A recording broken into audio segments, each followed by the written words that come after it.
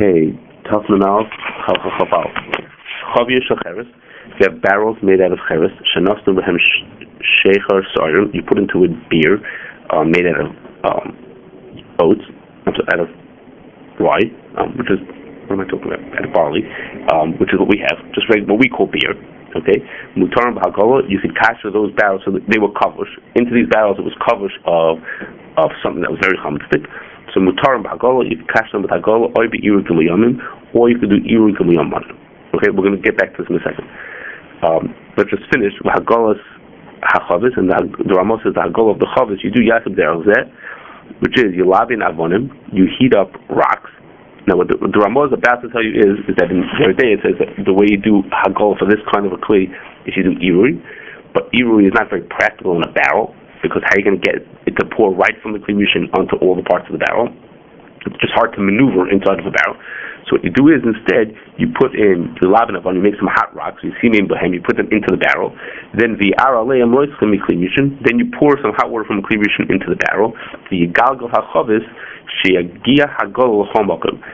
Then you roll the barrel around. So now the water is not iru kli rishon anymore because it's not pouring from the kli rishon. It's already It's already not connected to the kli rishon. But the rocks, the hot rocks in there, makes it to be like it's iru kli rishon. That's what it says in your day, the same thing. Which for us, the point here is to do iru kli rishon. Okay, but since it's difficult, so you're doing this sort of a different thing to try to be like iru. With the eved in nosam behen yayin oidvash boy hagola. But the eved, if you did not do hagola and you put wine or honey into it, you just clean them out well, but you didn't kasher them. You're allowed to drink them on Pesach. Okay? So you allowed to drink them on Pesach. So now, we talked about way back in Halacha Yud about how Kovush happens. Okay, what makes something to be Kovush? Different rules about depending on what the liquids are and things like that. We're not talking about that. The Ramah does say that b'diavad, if you left it in there, it would be mutter. Okay, and the reason for that is the reason why it's mutter b'diavad if you didn't kasher it is because Kovush takes 24 hours for the bleed to come out. By the time the bleed comes out, it's the end of Binyamin. Okay, so but if it takes by the time it's the end of Binyamin, so it's mutter b'diavad. Okay, so how does that work? What do you mean? How does it work? So why is there Kovush? Why isn't Isser l'chatchila? Right. Because you're not allowed to use kalim without kashering them. You have to kasher it. There's an Isser Xer Ein Binyamin Ota Binyamin. So maybe like with the rice, maybe you'd be allowed to, but there's a Xer Ein Binyamin Ota Binyamin. So you're not allowed to use a kli without kashering it. So if you did it, the evidence mutter because it's Ein Binyamin, but l'chatchila you're not allowed to do that. So the two things. One is that we had said way back then that if the heter is a double choruf, then it'll be Mechayla l'shvach. It turns an Ein Binyamin into a Binyamin. This is one of my favorite things. It turns the Ein Binyamin back into a Binyamin. So if you had put schnapps into this barrel, it was choruf. So then, even though it was by the time the bleeders came out, it was Ein Binyamin, what the Ramah said would not be true. The Ramah says it's mutter b'diavad, it would not be mutter b'diavad. And the other thing is that the Mishmur points out that this Ramah is talking about. It's not clear in the Ramah, but the Ramah is talking about that the kovush that you did into the kli was kovush before Pesach. And you got stuff out before Pesach started. But had the stuff stayed in the barrel on Pesach, then on Pesach, Ein Binyamin is also. So the reason the Ramah is doing Mekel is because it's Ein Binyamin. By the time the bleeders come out, it's Ein Binyamin. If you would leave it in, and you would leave it in on Pesach, it would be also. And in fact, in Taf Mem Beis, which has halachas like holding things, the Mishmur there says, you're not allowed to keep non-chametz food in a chametz container on Pesach. Okay, liquids in a container because they'll become also on Pesach. So they'll be for a layer through Kovush on Pesach. Okay. Now the Mechaber said that the way you kasher this kli is you do either hagolah or you do iru gimel yamu, which we'll talk about more in a second. So you probably told every one of you here already, but there's a shach on this din. Mishabur brings it. There's a very important shach on this din. The shach is in Yeridea, where it says the same thing, that if you did kovush of stam yayin you had stam yayin sitting in the kli, then it's mutter then you can do milu v'ir. The shach says. If you look in those dinim, it says the next halacha over there, the Rama says is that if you scrape off a kedei klipas worth of the barrel, a thin layer of the barrel, that also kashers it. Meaning the blia is only assumed to go in just the kedei klipas worth. So he says, I don't get it. We know from the kufay, from the regular the possible whole part of your day, that Kovush is Kovush. Kovush goes all the way through a Kli. So how in the world could it help to take off just the Kedei Klipa's worth? And immediately the Iri, Iri Gimel Yomim is also just taking that much of that, just the Kedei Klipa's worth. So how could that be enough to kasher when the Blia is Kovush is Kedei Kulei? We say Kovush is Kovush, like you cooked it, meaning the Blia goes all the way through. That's the Shach's question. And because of that, the Shach says that the Kula that you're allowed to do this Milu Iri, or scraping off a layer, only applies by 4 cases. Okay, and it's a special kula by 4 cases that we consider that Kovush is not Kimavushal. Kovush only goes in Kedei Klipa. Instead of Kovush going all the way through the thickness of the Kli, it goes in just a Kedei Klipa. And those are, it's a special kula for Stam Yain. There are certain kulas about Stam Yain. It's a kula for Chametz before Pesach, which has its own kulas to it. Chametz before Pesach. And for the 2 cases that we have, the usual cases of Heter, which is Basar or Cholos. Okay, those are 2 cases of Heter, so it's a special kula. He brings rayas each one of those. A kula for Heter, or for Stam Yain, or for Chametz before Pesach.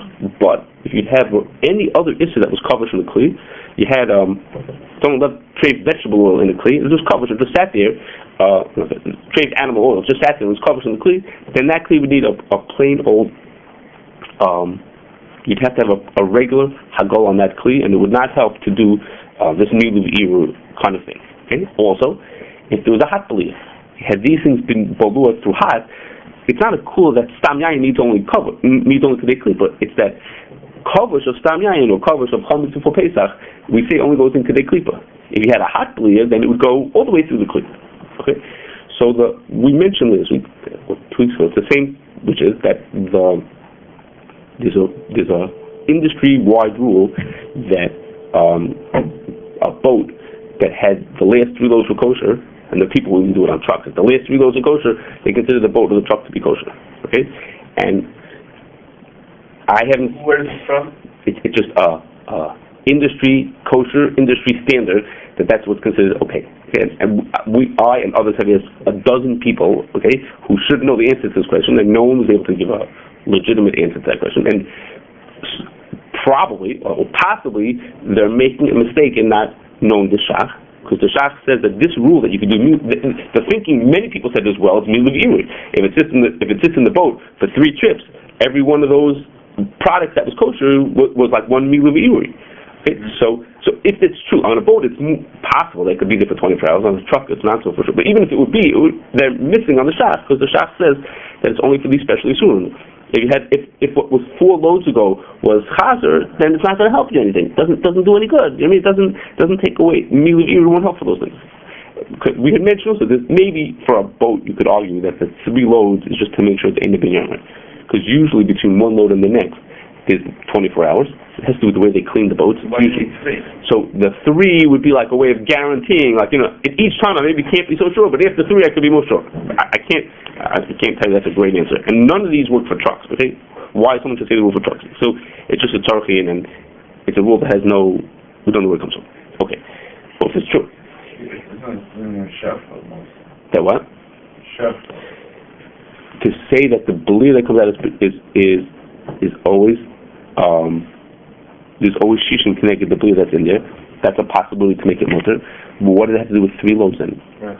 Well, they figure that the amount. I don't think it's a dinner like the rate, more of just the volume of 3 loaves would be enough that whatever we is either Polish or. Wait, how do you know anything came out? I don't know. How do you know that any bleed came out? Maybe you're saying maybe the bleed came out the first time, the second, and the third time, and now how much is left is a tiny amount. Right. Who said any bleed came out during any of those times? Okay. So That's like you're kashering with regular with cold water. I don't know what. Yeah, cold water. It could just be the last 3 things could have been cold pipes also. So how do we? You have no. We have no reason. It wasn't like they had 100 leaves that came out either because of Kovush or because of hot. Let's say. Trucks. Okay. So you're saying that after a couple of times we're just guessing that probably something came out of this. Excuse me, I got somewhat weakened. Okay, I'm not so. I mean, that mouse that came out of a hat. Okay, whatever. Fine. Okay. Okay. Now, one more thing is that there's a shita that Dr. Chula brings in your day, who says it's from the Sefer called Ikrei Hadat, and it's not Hadat as in Zionistic way to say Hadas. Okay, it's Hey Dal Tes. Okay, to the test. It's really hadat, okay? Who says that there's a din that a kli sheni with a double choruf has the din of a kli rishon. Okay, well, even though usually kli sheni is not at the same level of blias as a kli rishon is, if the kli sheni has a double choruf, the double choruf sort of bumps it up to make it be treated like it's a kli rishon. So he says, since that's true, so that is a din. He says therefore, if we have kovush of a double choruf, okay, which even if it's one of these special isurim that the Shach says you could do mil v'irui on, if it was kovush of a double choruf, that would be considered like it's hot, because just like double choruf bumps up a kli sheni up to being like a kli rishon, it also bumps up a cold kovush to be like a regular blia. Okay, that's what he says. He brings it from someone before him also. That's a very strong bias to what that is. There's a cold kovush of a choruf. Cold kovush of choruf. Hot, whatever. No, not hot. Cold, sharp. Like vinegar or whiskey. So those things were stam yayin. So usually for kovush of stam yayin, we would say is you could just do mil v'irui. That's what we would say. That's what Shach says. For those you could do it for chametz. Had the kovush been something that was choruf, even if it was one of those more kal that the isurim that we could do mil v'irui on it, you would not be allowed to do. That's what he said. Okay, the Chazon Ish and just about everybody else argues on it. Not the favorites. They argue because there's no basis for making this chiluk. They're all assuming that you're allowed to be, and it's not accepted like that. Okay, but there's such a shita.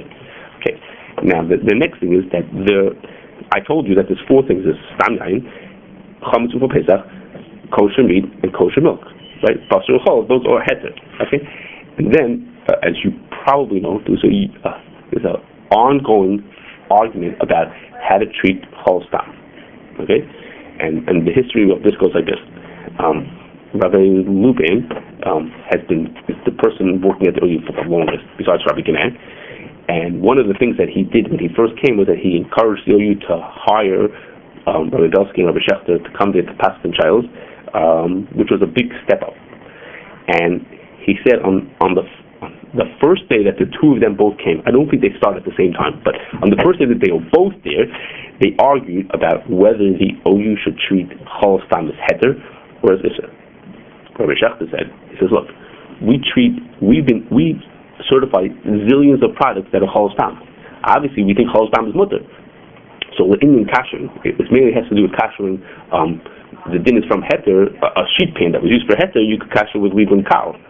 You don't need to do liban gum. You do hagal to it. You don't have to do liban gum to it. So Rabbi Schechter said, look, we give hashkach on Let's say we make cookies. We make milchig cookies. They're OUD cookies. And then we want to make OU para cookies right afterwards. He says, we just gave hashkacha on the milchig ones. So obviously we think it's heter. If we think it's heter, so then we could just kasher with hagal or with liban cow. And then we don't have to do liban to this thing. That was Rabbi Schechter said. And Rabbi said, wait a second. The OU doesn't have a shita as to whether chol stam is mutter or asur. They help some customers by giving them chol stam, and they help other customers by giving them para things who don't want to eat chol stam. He says, so they're like sort of neutral about it. They let everybody know what they hold. And you want to buy chol stam, you could buy it. You want to buy para of a chol, so you could buy that also. So they're sort of neutral, and you can go whichever way you like to. So he says, we don't hold it as heter. So Rabbi Schechter said, you're right that there are people who buy parav who say we're counting on you to give us parav. We don't want chol stam. There are people who are counting on us like that. So good. So for those people, as long as the kelim are ein b'nei yarmin, so once the kli is ein b'nei yarmin, Moshe says the food that's made on that kli is 100% mutter for people, mutter even l'chatchila. So we have to make sure the kelim are ein b'nei yarmin. So that way, the people who are buying parav from us, who are counting them as a parav, will be getting food that's kosher l'chatchila. That's our responsibility. We have to care about those people. But then we have our personal responsibility. We have to kasher. Well, who's we? We hold the chol stam is mutter. We just gave hashkacha 2 minutes before. Are you allowed to make a liban on a ben yamin? Liban gum? Yes, you are allowed to. Yes. Okay. So then we have our own responsibility. We have to be, do the right thing and kasher thing. So for us, we hold the chol stam is mutter. And Rabbi says, no, we don't hold anything. And Rabbi Lubin says that he couldn't believe they were arguing at such a crucial point. And he says, this whole idea of having two persons come in is doomed. It was this is hopeless. They couldn't come to terms on this thing. He said, we're finished. It's hopeless. What are we going to do with this thing, But Baruch Hashem, they've overcome that and many more serious trials since then. And it's been very good for them. Okay, so as far as this thing, Rabbi Belsky compromised as follows. if you look at the Shach, when the Shach says, he asks this question, he says, "What? This is Kovush. Kovush should be all the way through the whole Kli. What's going on here? How could you be make over here?" So the Shach, one of his tries to answer the question is, he says, maybe for Yisurim D'Rabbanan, we say that Kovush is not all the way through. Kovush is only Kimavushal for Yisurim D'Raisa, but for Yisurim D'Rabbanan, Kovush doesn't go all the way through. That was one of the Shach's tries as to one of the answers, but the Shach asked him that. He says, but look over here in Tafnun Aleph, it says that here it's Chametz. Chametz is not a D'Rabbanan, it's a D'Raisa, and it works anyhow. So then the Shach said his other answer, that's just Tametz Akula. So basically says we could be able to take the Shach's Havamina of an answer that it's only for the Rabbanan, Mitzaref that together with that many people hold that Chol Stam is mutter to say that for Chol Stam, which is only Nisa D'Rabbanan, at most, is Nisa D'Rabbanan, so then we could say that it's okay and we could just do Milu V'Iri and be Somech on that for Chol Stam. Okay, that was his compromise there. Okay. But that in the way it worked over there is that as long as they were in practice, they both agreed on what we should do. We couldn't kill us if they wanted to kill each other. That's okay. As long as in practice we had a settled way to deal with things. So in the end, they do consider for this din, and this is a very real din. You have a milk tank. You have a tank that holds, and usually it's about a kovush. Cold milk is the thing that was kovush in the kli. So if it's cold, let's say cold milk is kovush in the kli, then you consider that to be, they do milu v'irui on that, or iru kli rishon, like this one normal. You could just do iru kli rishon, which is usually what the tank can handle. They for whatever good reasons, they're rated to handle low temperatures, but high enough to do iru kli rishon, and that's what they do for those kids. Even if it's not a Ben Yoma? Now, according to Rabbi Shechter, you can't do that until the end of Binyamin. Okay, that's the way it's supposed to be. Now, Rabbi wouldn't say that, but according to Rabbi Shechter is saying, look, there are people who eat only chol v'yisrael, and when they buy parav, they're saying, I know this has no chol stam in it. They're counting on them for that. So he says, so how can we do that if it's Binyamin? Right, so if it's done properly, it should be in a Binyamin. And is that the currently? That's the rule. I can't tell you if it does. I don't know if it does, but that's the proper way to do it, because the people who are buying are counting on that. Okay, now, I don't think that here we have that kind of a question, and we know that we certify chol stam all over the place. I don't think that we look at Rabelski's way of looking at it, it's like sort of like we don't have any position at all, which is, it's hard to explain how you not have a position when you have thousands and thousands of products. You know? But Rabbi Shechter is making a point is that there are people who don't want to eat chol stam, they don't want to have chol stam kale, anything like that. Right. So for those people, they have to count on us. When it says par, that it really is par. Par means par even for you. It's a very Okay. Let me understand. So we say there are 4 exceptions that Kovush and Mevushal doesn't go all the way through. How do you do such a thing? This is a Metzius, isn't it? Like Kovush and Mevushal. If it's Mevushal, because it's a machlokes rishonim. Whether when the Gemara says Kovush and Mevushal, does that mean all the way through, or does that just mean Mevushal that has a certain amount of bleeds? So the Indian. Most Yisur we paskin like those. That's what's important in Shulchan Aruch. Kovush is all the way cooler. And for this, we're being able to be making on certain. That's what for chametz and buster and chalav. So the Shach says each one of them. So those he says are hetera, they're more kal. And I don't remember his cheshbon. Maybe it's because it's chametz for Pesach. Maybe hetera. I don't remember he has a cheshbon. What each one of these is a special reason to be makel. That's for hetera. We similar like the not by not. Not by not will make on hester and not make on this. Correct. It shows it's that once it's transferred. Okay, maybe that has something to do with it. Except prima gunam, you like to always say over. We're getting to it. I like to say, what's coming next. Okay. So now I think this is what he means. I'm about to say prima gunam. The Mechaber says that you could do mutarim b'hagala or the irui kimuyam. Okay, we're going to talk about how you do milu irui in a second. But he said first that you could do hagala. Okay, you have a choice to do hagala. So what kind of so the Ramah says that hagala for this case means you do irui kli rishon. That's what the Ramah says. The Shach says for these 4 cases you could do this, but for other Isurim you have to do the Shach's words are hagala gemura. Okay, well what does hagala gemura sound like? What does that mean? So the Ramah here says it means this kind of hagala is irui kli rishon. So what's hagala gemura? So most people who read, I won't try to say it like that. Rabbi Belsky reads it to be Hagala Gemara means you have to do Hagala and Kli Rishon. The thing was blazed through Kovush. Kovush is Kimavushal. It's like it's cooked in the thing, so it was cooked in Kli Rishon. So you gotta do a full Hagala to this thing. So you had Kovush of another Isser. Okay, doing this Hagala. You had a Kovush of a different Isser. You have to do a regular Hagala to this thing. But there's a Prima Button here in Tafnal earlier who says that you kasher a kli that had kovush of other things, like it was a kli rishon that was not on the fire. That's what it is. it's not. It's Kovush is Kovush. It's like a Kli Rishon. He says, but Lamaisa there's no fire, but it's just Kovush. So it's a drop less than a Kli Rishon. So what do? Kovush? It's a drop less than a Kli Rishon. So it's Kli Rishon that's not on the fire. Okay. So Rabbi Shachtim says, okay, good. Kovush that's not on the fire means what do you do with that thing? So if you look in the Pri Megadim, that same Pri Megadim talking about like a different thing, he talks about maybe doing, Yad Tzaleh display. Okay, maybe you should catch that with just with the water that's just Yad Tzaleh display. It should help for Kli that's Rishon that's off the fire. Okay, and we saw beforehand that first of all that's not generally accepted to say that if it's a Kli Rishon off the fire that you should do Yad Tzaleh display. Okay, it just needs to be catched in the Kli Rishon that's off the fire. But also, if you think about it, if he's saying that the Kovush of regular Isser is like a Kli Rishon off the fire, and that means that you could do with Yad Tzaleh display. So what's the difference between Kovush of a regular Isser and Kovush of these 4 special Isurim? The Shach is saying these 4 Isurim are special. You can get away with less. But you can't get away with less. So with Kashering with Yad Tzaleh display, Kashering Yad Tzaleh display is like Kashering with Iru Kli Rishon. So what's the difference then, really? If you say that these can be Kashering with Iru, and that needs a full Kli Rishon, like the Shach says, a Hagol Gemara, then we see a difference between them. But to say that it means this, that's Yad Tzaleh display, this is Iru Kli Rishon, that's basically the same thing. I mean, it can't be Iru, it has to be Kli Rishon itself. Kli Rishon Yad Tzaleh display? Yeah. Well, it's hard to say he means you need to have Kli Rishon Yad Tzaleh display. Oh, you mean go be Kli Rishon off the fire, that's still Yad Tzaleh display. Okay, so you could say that heat it up in the thing. you have to heat up the pot till it's Yad Tzaleh display. Now you can take that off the fire. It doesn't have to be on the fire. Off the fire, and then you can catch that thing when it's still that temperature. Okay, maybe that's the difference. It's not it sure doesn't sound like what the Shach meant, but he said is you need Hagol Gemura. Hagol Gemura sure sounds like you need. Why would I translate it? A full Hagol, like a regular Kovush, which would come from the din. It said it's Kovush is Kovush. It's like it was cooked all the way through. Is that what you're talking about? I don't know if that's what you meant. I was going to say. Okay. What did you mean I was going to say? That the Chol, even those that are Machman Chol Stam, and Chol Yisrael, when it comes to Chol Stam, even they would be made. That Hanan. That's that Hanan. Yeah, it's not to get to this. That's a different. Now I know what you're talking about. That's a different. Okay.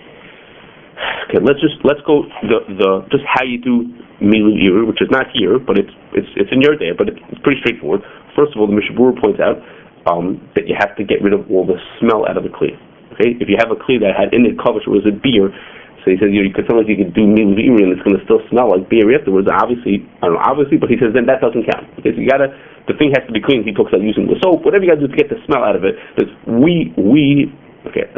said it 10 times. We who think as Hagol's Kalim as a halach l'Moshe Sinai, we say if I did my Kashering, who cares? But he was looking at Kashering as a real thing, at the really bleeding and they come out. If it still smells like the Isser, so he's saying you obviously didn't get all the Isser out. Obviously that sort of like shows that you didn't get it out. So he talks about you have to scrub it and clean it. Okay. Then you fill it up with water. You leave it there for 24 hours, at least 24 hours, and then you have to repeat that 3 times. The same water being in there for 48 hours doesn't count as 2. You have to do 3 separate things of water. Okay. Within this, and that's it. These are 3 times that you catch. You use the same water again? I'm about to talk about that. I'm about to say that. So before I get to that, I have to just say something else. The Shach says you can't do Milu V'Irui with wine. Okay? He brings it from a Torah. You can't do Milu V'Irui with wine. If you just look at it plain, you think it's also halach l'Moshe. You can't do it with wine, as if there's a Xeris HaKosav that doesn't work with wine. There's no reason given. So Reshefta says the reason for this like this. He said the reason is that shach is in, and the Torah is in Hilchos Kli Yayin. The Kli was balea through wine. You absorb stam yayin. So the way Milu V'Irui works is that it draws out the tam and it dilutes the tam that's left in the Kli. This is the point I'm saying. It dilutes the tam that's left in the Kli into the liquid that's in there. So he says, how could you dilute it? It doesn't make sense to dilute it in the same material that was there originally. Because if you have the bleia was wine, and now the liquid that's sort of like penetrating and doing something to it is wine also, you're not going to dilute it. It's going to still be winey. You have to use a different liquid to dilute it. You're going to lose water. The use a different liquid. So he says that is what the Shach is saying. That it's just use a different liquid. So that means he says that if you had a bleed in our case of beer, okay, then you could use wine. Right. But he says it l'chumra. Is that if you had alcohol, not wine. The blia was alcohol. The blia was vinegar. The blia was like that. Then you can't do the meal of Eruv with vinegar. With that thing, you can't use it. Like, this was said after 20 years ago when they had the vinegar crisis, right before Pesach. They found out that vinegar had become from Stam Yain. So the question, one of the things it seemed that there was this huge meeting of all kinds of Rabbanim, and Rabbi Schechter wrote something up. He wrote notes of what happened at that meeting. Okay, this is printed of what he wrote there. Yeah. This part I do not believe is printed in all versions of it. Okay, it's only in some versions. I don't remember this. There's one part that's not. I think this is the part that's not. So he at the meeting someone said, since they've been running kosher, these Kelim that had Kovush problems, they had kosher vinegar running in it for so long afterwards. So the vinegar, the kosher vinegar, did milu v'irui on the tray vinegar. And the Shachter said you can't use wine. This is not wine, this is vinegar. So you could do vinegar or alcohol, I forgot at which stage it was. The alcohol or vinegar does the milu v'irui from the tray alcohol or vinegar that was there before. Okay? And to that's what the group, I think it's Rabbi Schechter's own idea, but the group agreed that no, you can't say that, because what the Shachter means is the same liquid can't be used to do milu v'irui. Okay? But you have to use a different liquid. Okay, so in that case, maybe you could have used wine, but you couldn't use alcohol. Okay, but I don't know if he has a riot, but he says that you could use any other liquid, any reasonable liquid you could use to do milu except the same liquid. Okay, What do you mean say the same the same type of liquid, not wine to wine, but you could use. So let's say a tray for water. So you can't use water to do milu. If you had trace water, then you couldn't use like whey water. Okay. Well, maybe good question. I'm not sure. They have to think about if whey is different than plain water. Good point. Water, where there's zero water. What is zero water? Well, then you couldn't do milu anyhow, because only four special things you just said. Well, okay, but we could, if you're right, if we came up with a situation, then maybe you wouldn't be able to use water. It sounds a little far-fetched, right? But you never know. Okay, we have to think about that. So now, the companies have the following thing. They have 5 tanks. Okay, let's say that it's a wine company. They have 5 tanks, and they want to do milu on the tanks. Okay, there's loads of water that has to be used. So what they do, they say it's like this. On day number 1, we'll fill up the first tank. Then when we drain out that water, instead of draining out that water, move it into the second tank. Let it be the first day's water for the second tank. And we'll put new water to this one. Every day we'll move the water down. That way we'll save. We won't have to put in 3 tanks worth of water instead of 10 tanks worth of water. We'll just move it from thing, and it saves time. Also, we'll move from thing to thing. So the first reaction you have to that, it's a simple answer, is you can't do that because there's a rule that the water used for Haggalah, you can't use that water for something else. You're not allowed to cook with that water. And the reason is because the blias got into the water, so it looks like you're trying to get those blias, like you like those blias. Okay, if you want them, that maybe it's like a bitless lechatchila to be trying to get to. You don't really want to, but it looks like that, so you're not supposed to use that water. So it's like a lechatchila, you're not supposed to do it. Now, if that would be all it is, that's how most people are, it's just a lechatchila, then in a case where you're really stuck, or there's some special reason, it's only a lechatchila because it looks bad. But here, if it's going to cost thousands of dollars, you're not being mabato. Well, it's under your direction that they're doing. Yeah, but the company wants to be mabato. Okay, but if there would be enough reason, you would say, okay, it just looks bad. But if you, Rabbi Schechter came up with a different reason. Now, he said, this is just from his own svara. He says this: how come if you leave the water in for 3 days, it doesn't work for milu v'irui? Why do you have to do each water, take it out and put in new water, take it out and put in more water? Why don't you just say you put in the water once, it'll sit there for 3 days straight, and it'll do the whole job? Why do you have to get new water each time? So he said that it must be, I don't know where it's come from, must be that the water loses its ability to draw out blias after 24 hours. 24 hours is as much as it can give. After that, it's given, it's spent. It can't do its job anymore. So he says, I don't know where this comes from. So he says, so it's gone. It can't do any more work. He says, in case, if I put it to the next tank, it's not going to work yet. Maybe you can do it in its own tank for whatever purpose. But in the next tank where it's got panam chadashos, it'll work. You would think like that. Why don't you just think it has some blias already of the Isser, and you want it to enough one enough things now. You think that it could hold a certain amount of blias. Yeah, maybe it could hold more, but it's already. You used part of it already. Now it's not to do. No, if in 24 hours it got this much blias out of it, maybe it'll take 36 hours to get blias out of here. It's not as strong or not as much room left in it. Okay, fine. Maybe. Okay, so maybe you're saying you're agreeing with Rabbi Schechter that you maybe can't. If the water can't work here again, it can't work there also. You're saying a different angle, a different way to. I must have missed that. So he told the guys they couldn't even do it even with the evidence. So why wouldn't you keep it 24 hours and only say dinner of Kovush Kovush on the water? Well, the water is kosher. It's drawing the time out or diluting the time that's in there. And then you throw the water out. I mean, you can't. So that's why you can't repeat using it somewhere else. Why? If you say a din of Kovush from a bushel, and it's sat in there for 24 hours, so then it would have the din. You think now the water is trace? Right. Okay, that's an interesting point. It's not really true, because what's going to happen is by then the bleeds that come out of it doesn't exactly work. Hormone. Right, by the time the bleeds come out, it takes 24 hours for the bleeds to come out, Yeah. and by then there ain't a big name. The next time will come. Yeah, but it came in and came in Okay. and came in. It's a, we'll talk about it. Okay, we'll talk Well, about I'm going through the places, okay? it. Okay. Okay. Before we go on to the next thing, I want to, if we have time, to get to another thing. So do we know the reason of Milah V'ira? What do we Why know? don't we just leave it in for Do we today? No, we don't know what We the don't know reason is. that. So Rabbi is suggesting that's the reason. You have to take a different version of the same thing. No, but it's not. Why can't I don't know. Okay. So just, we mentioned already there are two alternatives we already mentioned to do Milah V'ira. One is just to scrape off a B'nei Klipa, and one was to do Iru Klivish, Rama says. There's another option that nobody uses. I don't know, I guess you'll hear why. Nobody uses it, but it's brought in the Mechaber, which is, in Yeridea, which is that you put in a mixture which is 2/3 salt and 1/3 water. There's a question in gears over there, but that's how most people understand it. It's 2/3 salt and 1/3 water, and you leave it there for 1 day. That takes the place of Milah V'ira for 3 days. It's a lot of salt. That's a lot of salt, yeah. 2/3 salt. It's a question of gears over there. It's either 1/3 salt and 2/3 water. But most assuming that means 2/3 salt and 1/3 water. You leave it there for a day. That does the same thing as Milah V'ira. So if you're ever in a rush to Salt do, draws out, right? That's I guess, okay. If you're ever in a Nobody rush, in the world would do that. if you're ever in a rush to do Milah V'ira, Rabbi, you're totally not. A company that didn't have 72 hours to do it. I have some loads of salt.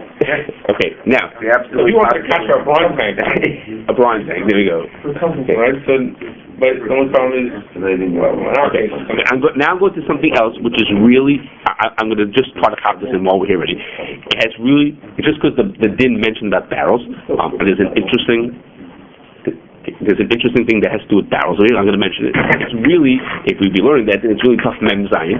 Okay, and tough mem zayin is this din brought in the Rambam, and it's very negel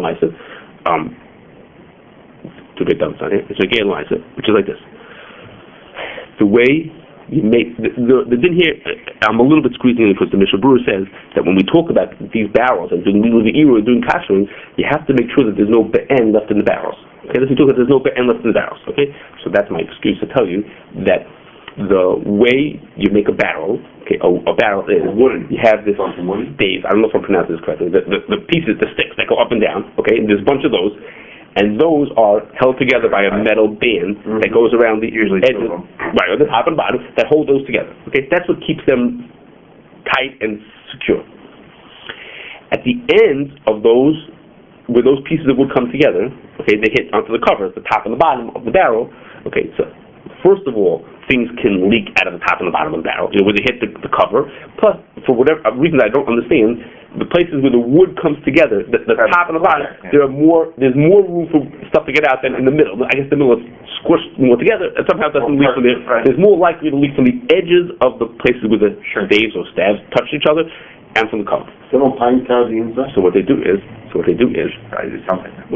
the cover of the barrel. There are two covers. There's a top and a bottom cover.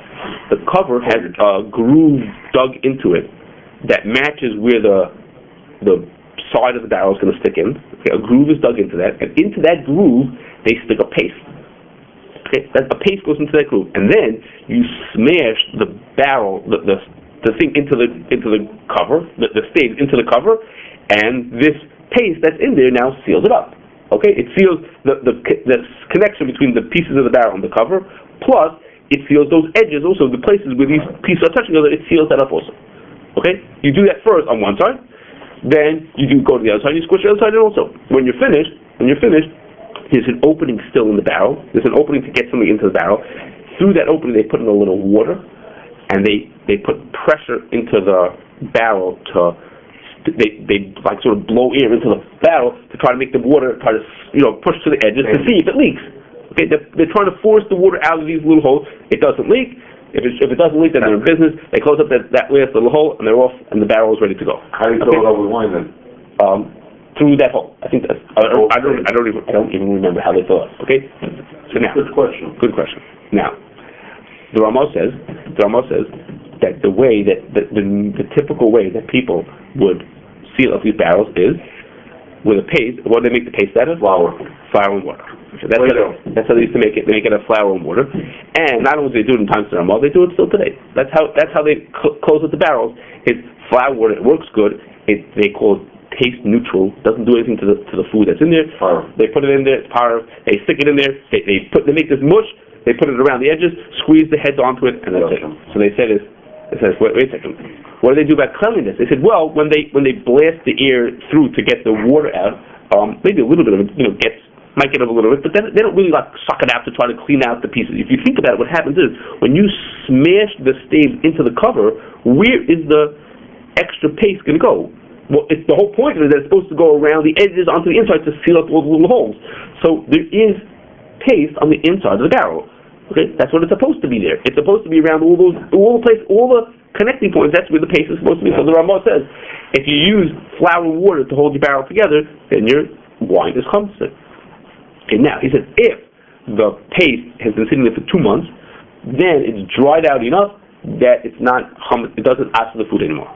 Okay? If it's been sitting there for 2 months, but if it hasn't been sitting there for 2 months, then it's still fresh enough and it asks for the food. Is that without liquid or with liquid? That it's no, sat empty for 2 months to dry. With liquid.